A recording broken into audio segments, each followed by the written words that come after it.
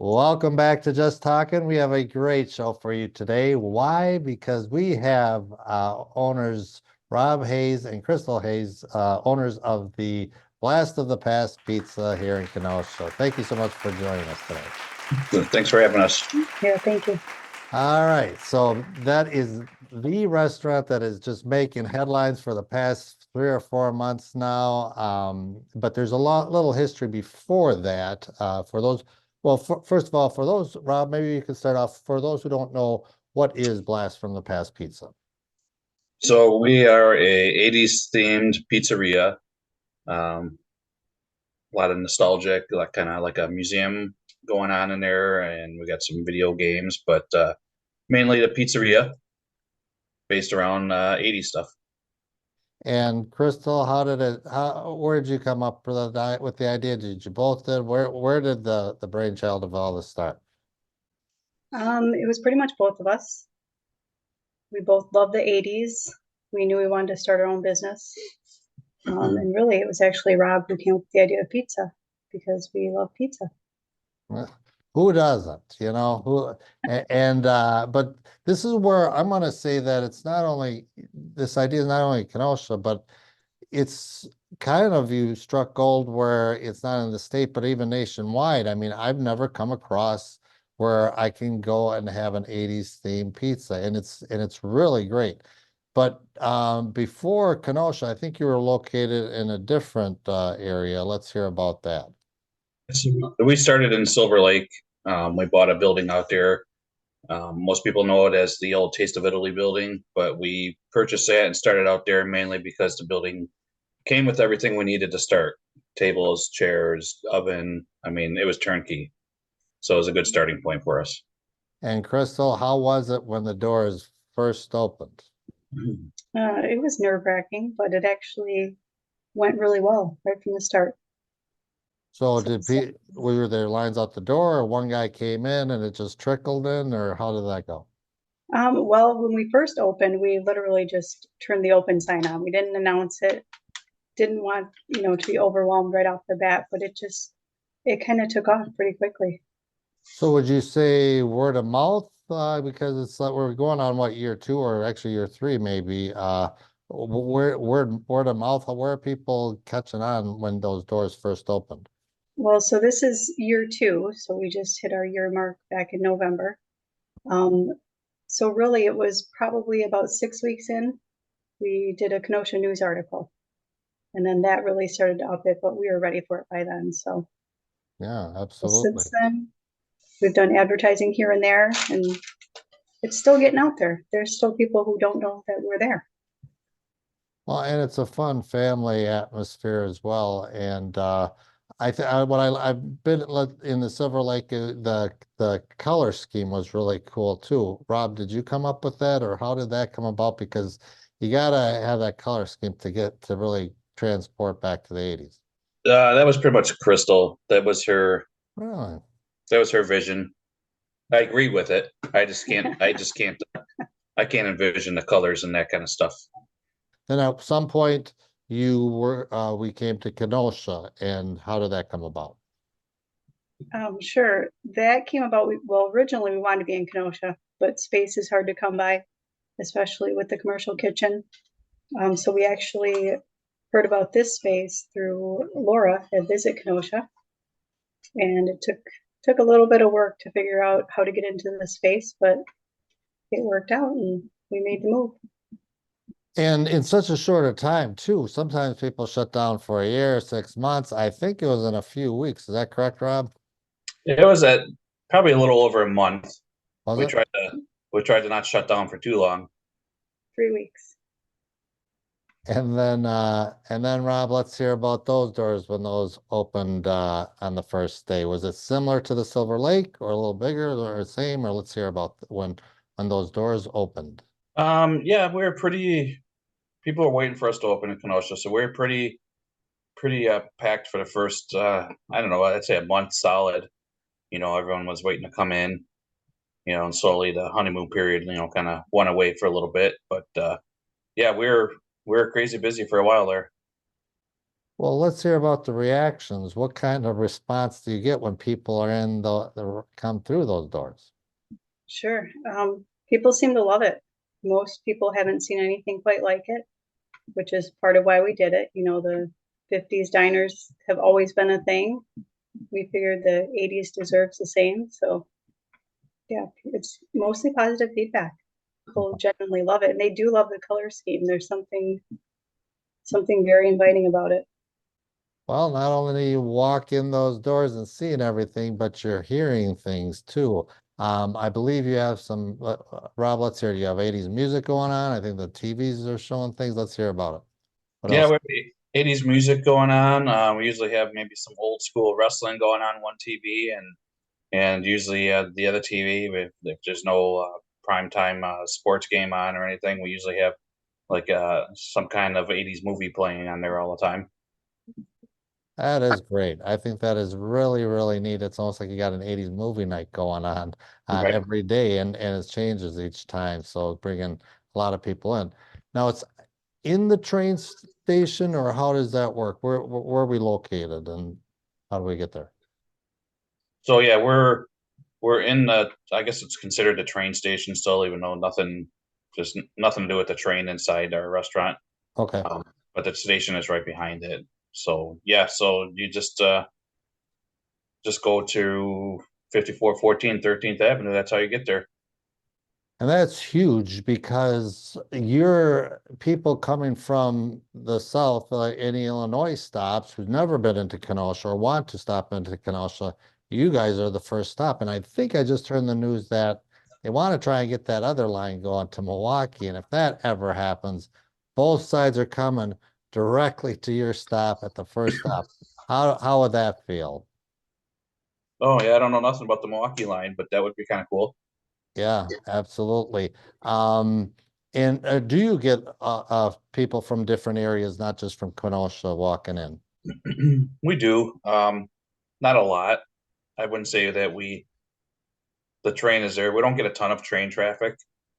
But we do get some people that are passing through that it's a first time for them for sure, or they haven't been to the area in years, so they didn't even know that there's anything in their space anymore. Well, Yeah, I'm a big 80s arcade fanatic, and what's not missing in there are some arcade games. Crystal, are there any arcade games in the Blast of the Pats pizza? there are. So there's actually two arcade games, four pinball games, all old school. Old school, but great school. Yes, exactly. What's one of your, let's hear from both of you. What's one of your favorite arcade games if you had to choose one from the 80s? That we don't have in there. Either one. I'll just throw that out there. Why? Because the arcade was a huge part of the 80s. Right. What's a popular one that you used to play during the day? All right. Well, this would have been more the '90s for me. But when I worked at Aladdin's Castle in Market Square, I played Mortal Kombat was just came out, so that was my thing. And Crystal? Well, Pac-Man, of course. Hey, there you go. And I love that signage too. The signage and your logo and everything is just perfect. So it's like, and it's easy, and the sign up above is great to see when people come in. I mean, like I said, it is the happening place in Kenosha. So it's like you got that, you got arcade games, you got the 80s music, 80s arcade games, but also let's talk about the menu. Okay, so they come in, they're enjoying the whole atmosphere. Now they get a menu. Let's hear it. What's on the menu? We've got pizza, of course. All of that is just, made to order. So it depends on what they want on their pizza. We don't really have any specialties. We did just put one out there the other day. That would be the cowabunga, which is a bacon, jalapeno, Onion, pineapple. onion, and pineapple. And otherwise on the menu, we've got wings, lots of appetizers like French fries, cheese curds, mozzarella sticks, a lot of your typical appetizers. We've got Italian beef. Don't forget the Yeah. full bar Oh, and our cocktails. yes, and a full bar. with our specialty cocktails, 80s themed. And that is really neat. So yeah, so not only you got the pizzas and people come in for the pizza, you got some appetizers and then also the drink menu. And I love the specialty drinks. Whose idea was that? Was that collaborative or let's hear that. Yeah, I'd say it's collaborative. We started doing them in our basement bar here. So we actually, if you ever come over, we actually have a menu down there too Wow. for drinks in our basement. Okay, so we got the atmosphere, we got the menu, but you also been doing some special events as well. I saw on the website you got some um trivia or karaoke. Let's hear all about that. So yeah, this month we're starting. Uh, we have karaoke coming up on a Friday. That'll be our first time with karaoke. I believe it's January 19th, and we're going to be open later that day. So we're going to do an 8 to midnight with the karaoke. Hopefully, we have a good turnout for that. And we done trivia a couple times, but probably limiting to it to once a month. But that's going to be on Wednesday. What was it, 24th? The 24th. Wednesday, the 24th, from 7 to 9. Once again, the happening place in Kenosha. So you got 80s trivia, 80s karaoke, but also maybe some people can't make it out there. I believe there's some delivery options that you have going on. We do. We have in-house delivery during our regular business hours, of course. Yeah, so full menu. You order it, we'll bring it to you. Yeah, we do work with DoorDash and Grubhub as well, so another platform for people to order from. And then maybe we can talk a little bit about that memorabilia on the walls as well, which is really neat. Was that something related to both of you as far as, let's say, 80s memory that you had, or maybe that would look good for the restaurant? What highlights can we see at the restaurants involving the memorabilia on the walls? Sure. So it was both of us. And some of it was just, things we personally loved. And then, of course, what would look good in the space. So one thing that's different in this space is when you first walk in and what would have been the ticket booth for the metro station before, we turned it into the Zoltar machine from Big. So it's just that image behind the glass, but it came out pretty cool. We've also got a life-size Slimer, life-size ET, tons of posters, records. Really tried to hit on all of the popular or what we believe were underrated but favorites from the 80s. Absolutely. And that's what starts the conversation with either at the Yep. tables or with the staff. And I think that's a great thing. And yeah, there's stories behind each movie or memorabilia as well. So like I think you have those returnable bottles that you have on there too. Oh, yeah. Not a lot of people may not know. I mean, there are people that walk in, we're not there on the day when you actually returned bottles at the grocery store or anything. But yeah, Right. or even we got a payphone, people, may not have used a payphone or something like that. So I think there's a lot of neat things that would spark conversations as well. So I congratulate you guys on just a terrific 80s pizza place. Is there any upcoming things that we should know about, or can people suggest make any suggestions to the restaurant or anything like that?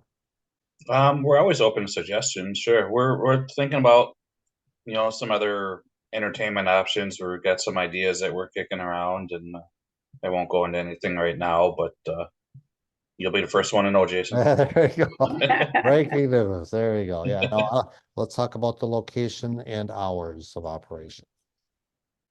So yeah, right now we're in Kenosha, 5414 13th Avenue, Kenosha, and our hours are Tuesday through Friday, where we are 4 till 9, and then on the weekends we haven't decided yet if we're going to be open for lunch on Saturdays still, or if we're just going to make that like a special event time. So we're debating that. So right now, for sure, will be Friday, we're Saturday and Sunday 4 to 9, or No, we're closed on Sunday. oh, sorry, yep, we're closed on Sunday. We're closed Sunday, Monday. Okay. Saturday, Sunday we're open to if someone wants to book for a party or something like that. We do have those options, and we've done a couple of those already, and we're thinking about doing the same thing on Saturday, like from noon to 4 would be just for reserving the space. So that's something that we're kicking around. We're probably going to start that very soon. So Saturday's hours may be changing, so stay tuned. Okay. And all this information, I believe, is on a website or social media. What's the website that people can go to for more information? That's splashfromthepastpizza.com. And that has much more detailed information. Then, of course, social media, primarily Facebook. We post our specials regularly and the day-to-day things that are happening and events, that sort of thing. Well, once again, stop on down to the Blast from the Past Pizza, and you can quote me on this, the #1 happening in Kenosha. And Rob and Crystal, we thank you so much for talking with us today. Thank you, All right, Jason. thank you, Jason.